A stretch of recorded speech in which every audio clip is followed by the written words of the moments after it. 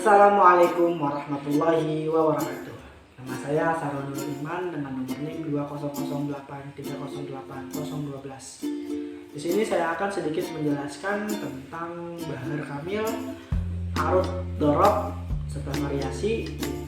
Selanjutnya itu saya akan menjelaskan qafiyah, i'lal, dan dhihaf guna memenuhi tugas UAS pada mata kuliah ilmu arud. Lanjut saja, langsung saja. Itu ada bahar kamil. Bahar kamil yaitu bahar yang sempurna. Kenapa sempurna? Karena bahar kamil itu hanya mempunyai satu tafilah yang berupa mutafailun.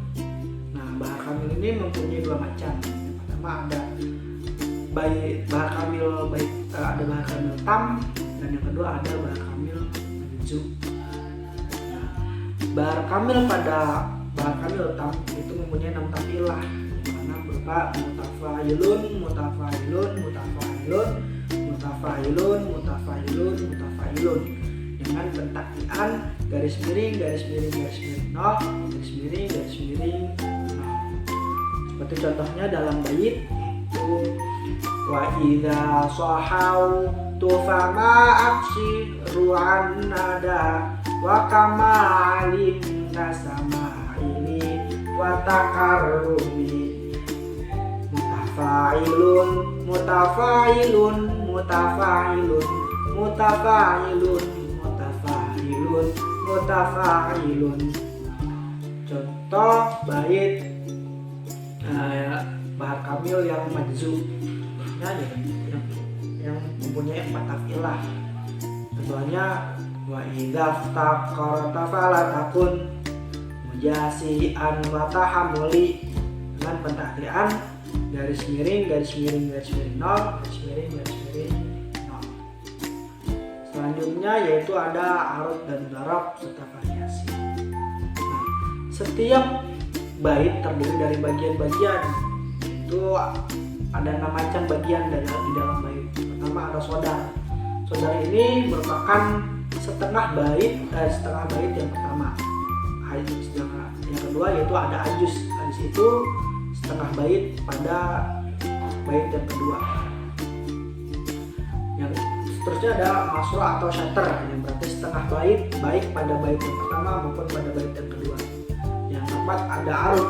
Arud yang berarti tafilah yang terakhir dari sodar. Sedangkan dorob yang berarti tafilah yang terakhir dari adis. Yang keenam ada hasyu. Hasyu yaitu yang berarti tafilah yang selain dari arud dan dorob. Selanjutnya ada variasi bahar.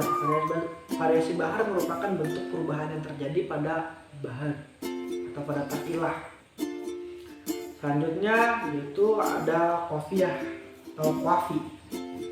Qafi adalah ilmu yang membahas tentang ujung-ujung kata dalam bait syair yang terdiri dari huruf akhir yang mati di ujung bait sampai dengan huruf hidup terletak di sebelum huruf mati. Nah, qafiyah ini mempunyai 3 macam. Ada qafiyah yang terdiri dari setengah bait atau setengah kata. Ada qafiyah yang terdiri dari 1 kata, dan ada qafiyah yang terdiri dari 2 kata. Contoh qafiyah yang terdiri dari 1 kata yaitu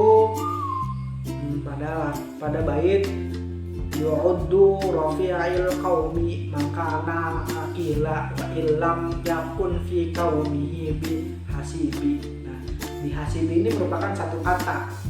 Nah, qafiyahnya itu terletak pada sibi, yang mana merupakan sebagian dari kata bi hasibi. Sibi ini terdiri dari huruf sin, ya, ba, dan ya. Contoh dari qafiyah yang terdapat pada 1 kata, yaitu pada bait wa idza qanan qata amran daqan jiddan in haulat maqad azahanan. Nah, qafiyah pada bait ini terdapat pada kata hanan yang terdiri dari huruf ha, alif, nun, dan alif. Selanjutnya yaitu contoh dari qafiyah yang terdapat dari 2 kata, yaitu contoh baitnya ya tazil dzikral aghanil wa ghazal wa kulli fadla wa janib manhazal. Qafiyah pada bait ini itu terdapat pada kata manhazal. Man merupakan kata yang pertama, hazal merupakan kata yang kedua, yang mana terdiri dari huruf mim, nun, ha, zai, dan lam. Selanjutnya yaitu ada huruf-huruf qafiyah. Huruf-huruf qafiyah ini yaitu ada 6 macam. Pertama rawi, wasol, khuruj, ridif, taksis, dan akhir. Yang pertama ada rawi. Rawi adalah sebutan yang dijadikan dari suatu qasidah, misalnya qasidah lamiyah, qasidah mimiyah, qasidah nuniyah, yang dan seterusnya. Karena syair-syair ini berakhiran huruf lam, mim, dan nun, dan seterusnya. Kecuali huruf mad yang terdiri dari alif, ya, dan waw. Jadi selain huruf alif, ya, dan waw, dan ha itu merupakan huruf rawi. Rawi terbagi menjadi 2, yaitu rawi mutlak dan rawi muqayyad. Rawi mutlak, rawi yang terdiri dari huruf hidup, sedangkan rawi muqayyad yaitu rawi yang terdiri dari huruf mati. Selanjutnya ada wasol. Secara bahasa wasol memiliki arti bersambung, sedangkan secara istilah wasol yaitu huruf ialah huruf yang diambil dari huruf mad yang berupa alif, ya, dan alif, ya, atau waw, atau huruf ha yang timbul karena mengisbahkan harokat rawi atau ha yang mendampingi rawi. Nah, contohnya itu seperti pada bait akili lauma agili wal iba wal itaba wa quli in asobti laqad asbaba. Pada kata asbaba atau pada kata asbaba setelah huruf ba itu terdapat alif, yang dimana alif ini merupakan alif wasol. Begitupun seterusnya. Jadi ketika ada huruf yang mana huruf itu huruf wasol, yang mana huruf itu adalah huruf mad yang berupa alif, ya, dan waw di akhir bait, itu merupakan huruf wasol. Selanjutnya ada khuruj. Secara bahasa khuruj artinya keluar, dan secara istilah khuruj yaitu huruf yang timbul dari harakatnya ha, atau huruf yang digunakan dalam khuruj ini adalah huruf mad yang berupa alif, waw, dan ya. Contohnya pada bait faya laimi da'ni aghali biqimali faqima bikulli nasi si nunahu. Pada bait ini di akhir bait yaitu ada kata nahu. Huruf setelah ha itu merupakan yaitu huruf waw, yang mana huruf waw ini adalah huruf wasol, adalah huruf mad, yang dimana ha ada huruf mad yang berada setelah huruf ha ini bisa dikatakan atau dikatakan khuruj. Selanjutnya ada ridif. Ridif secara etimologi artinya adalah mengikuti di belakangnya, sedangkan secara istilah atau secara terminologi ridif itu huruf mad yang terdapat sebelum rawi. Contohnya pada bait tohabika kolbun fil hasani torubu bu'adu sababi asorahani masibu. Huruf ya pada lafaz masibu adalah ridif. Selanjutnya ada taksis. Taksis secara etimologi atau secara bahasa artinya adalah mendirikan landasan, Sedangkan secara terminologi, taksis adalah huruf alif yang terhalang satu huruf dari rawi. Contohnya wal ilmu naqsun fil fuadika rasiyahu wal malu dilu'an qana'i kadahibu. Huruf alif pada kata atau pada lafaz dahibu adalah taksis. Yang keenam dan terakhir itu ada dakhil. Secara etimologi artinya adalah suatu yang masuk atau berada di sela-sela. Secara terminologi, secara istilah, dakhil adalah huruf hidup yang berada sesudah taksis.